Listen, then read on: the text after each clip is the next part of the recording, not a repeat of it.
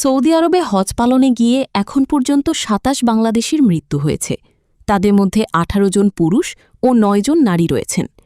মৃতদের মধ্যে মক্কায় ১৮ জন এবং মদিনায় ৯ জন ইন্তেকাল করেছেন।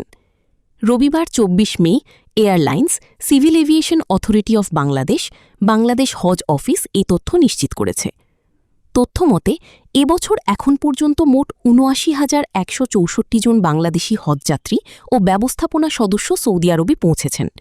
এর মধ্যে সরকারি ব্যবস্থাপনায় গেছেন ৪,৪৪৬ জন এবং বেসরকারি ব্যবস্থাপনায় ৭৩,৯২৬ জন। এছাড়া হজ এজেন্সি, হাব প্রতিনিধি ও বিভিন্ন টিমের ব্যবস্থাপনা সদস্য রয়েছেন ৭৭৪ জন।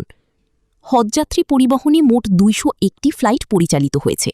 এর মধ্যে বিমান বাংলাদেশ এয়ারলাইন্স পরিচালনা করেছে ৯৮টি, সৌদি এয়ারলাইন্স ৭৩টি এবং ফ্লাইনাস এয়ারলাইন্স ৩০টি ফ্লাইট।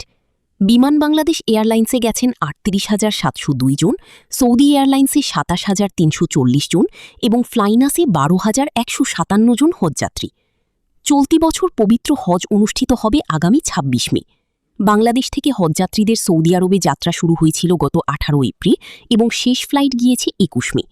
হজ শেষে ফিরতি ফ্লাইট আগামী ৩০ মে শুরু হয়ে আগামী ৩০ জুন শেষ হবে।